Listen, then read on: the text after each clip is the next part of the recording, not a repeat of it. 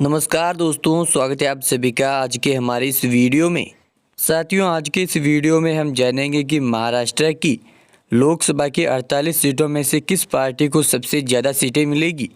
साथियों, लोकसभा चुनाव काफ़ी नज़दीक है। ऐसे में हमने आप सभी के लिए एक सटीक सर्वे किया है, जिसके आधार पर हम अंदाज़ा लगा सकते हैं कि महाराष्ट्र में किस पार्टी को सबसे ज़्यादा सीटें मिलेगी। तो दोस्तों, हम पहले चंद्रपुर की बात कर लेते हैं। चंद्रपुर की एक लोकसभा सीट है और एक कांग्रेस के खाते में जाती हुई नजर आ रही है दोस्तों।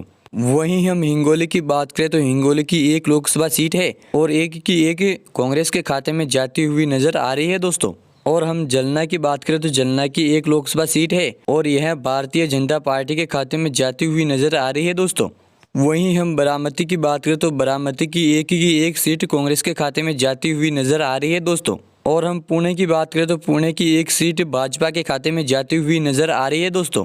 वहीं हम मावल की बात करें तो मावल की एक सीट भारतीय जनता पार्टी के खाते में है। तो दोस्तों, हम महाराष्ट्र की 6 लोकसभा सीटों के बारे में बात कर चुके हैं और यहाँ पर 6 में से भारतीय जनता पार्टी को 3 और कांग्रेस को 3 बराबर सीटें मिली है। वहीं हम रामटेक की बात करें तो रामटेक की एक सीट भारतीय जनता पार्टी के खाते में है। और हम भंडारा गोंदिया की बात करें तो भंडारा गोंदिया की एक सीट कांग्रेस के खाते में है। और हम गढ़चिरौली की बात करें तो गढ़चिरौली की एक सीट है और एक सीट इंडिया गठबंधन के खाते में है। वहीं साथियों, हम मुंबई उत्तरी पूर्वी की बात करें तो उत्तरी पूर्वी की एक सीट भारतीय जनता पार्टी के खाते में है। और साथियों, हम मुंबई उत्तरी मध्यम की बात करें तो मुंबई उत्तरी मध्यम की एक लोकसभा सीट है और एक कांग्रेस के खाते में जाती हुई नजर आ रही है दोस्तों। वहीं हम सिरूर की बात करें तो सिरूर की एक लोकसभा सीट है और एक कांग्रेस के खाते में जाती हुई नजर आ रही है दोस्तों।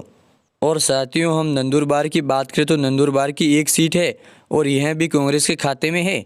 वहीं जलगांव की बात करें तो जलगांव की एक सीट है और एक इंडिया गठबंधन के खाते में है।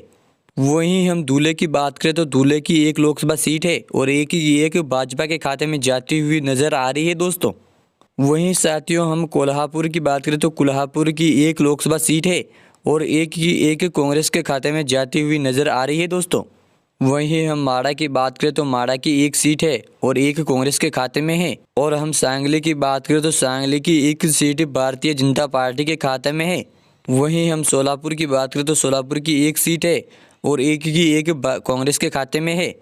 वहीं हम सीरडी की बात करें तो सीरडी की एक सीट है और ये सीट भारतीय जनता पार्टी के खाते में है।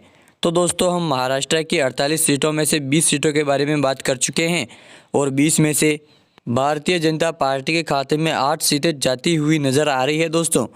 वहीं कांग्रेस के खाते में 12, वहीं अन्य के खाते में 0 सीट है दोस्तों। तो दोस्तों, हम लातूर की बात करें तो लातूर की एक सीट है और यह सीट कांग्रेस के खाते में है दोस्तों।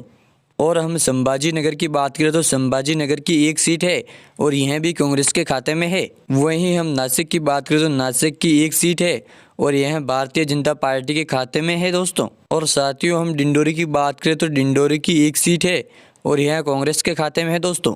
और साथियों, हम यमतमाल की बात करें तो यमतमाल की एक सीट है और यह इंडिया गठबंधन कांग्रेस के खाते में जाती हुई नजर आ रही है दोस्तों।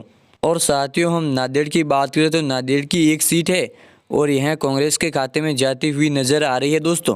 तो साथियों, हम परभानी की बात करें तो परभानी की एक सीट है और यह भी कांग्रेस के खाते में है। और साथियों, हम अहिल्या नगर की बात करें तो अहिल्या नगर की एक सीट है और यह भारतीय जनता पार्टी के खाते में है दोस्तों। वहीं हम धाराशिव की बात करें तो धाराशिव की एक सीट है और यह कांग्रेस के खाते में है साथियों। वहीं हम बीड़ की बात करें तो बीड़ की एक सीट है और यह भारतीय जनता पार्टी के खाते में है। और हम अमरावती की बात करें तो अमरावती की एक सीट है और यह इंडिया गठबंधन के खाते में है साथियों। वहीं हम वृद्धा की बात करें तो वृद्धा की एक सीट है और यह इंडिया गठबंधन के खाते में है साथियों। तो साथियों, हम सतारा की बात करें तो सतारा की एक सीट है और यह कांग्रेस के खाते में है साथियों।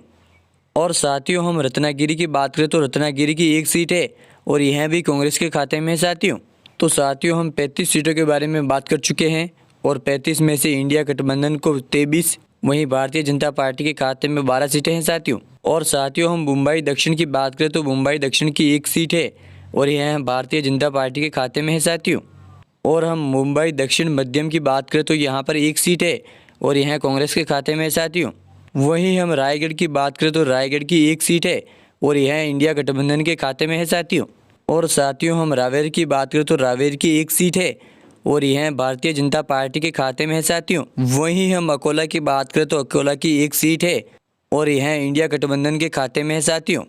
और हम बलडाना की बात करें तो बलडाना की एक सीट है और यह भारतीय जनता पार्टी के खाते में जाती हुई नजर आ रही है दोस्तों। वहीं हम मुंबई उत्तरी पश्चिमी की बात करें तो यहाँ पर एक सीट है और यह भारतीय जनता पार्टी के खाते में है साथियों। वहीं हम ठाणे की बात करें तो ठाणे की एक सीट है और यह कांग्रेस के खाते में है साथियों। और हम मुंबई उत्तर की बात करें तो यहाँ पर मुंबई उत्तर की एक सीट है और यह भारतीय जनता पार्टी के खाते में है साथियों। वहीं हम पालघर की बात करें तो पालघर की एक सीट है और यह कांग्रेस के खाते में है साथियों। और हम कल्याण की बात करें तो यहाँ पर कल्याण की एक सीट है और यह भारतीय जनता पार्टी के खाते में है साथियों। और वहीं हम बीवड़ी की बात करें तो बीवड़ी की यहाँ पर एक सीट है और यह कांग्रेस के खाते में है साथियों। तो साथियों हम महाराष्ट्र की 48 में से 48 सीटों के बारे में बात कर चुके हैं और यहाँ पर 48 में से भारतीय जनता पार्टी को 18, वहीं इंडिया गठबंधन को 30 सीटें मिलती हुई दिखाई दे रही है दोस्तों। तो साथियों सर्वे कैसा लगा हमें कमेंट में अपनी राय जरूर दें।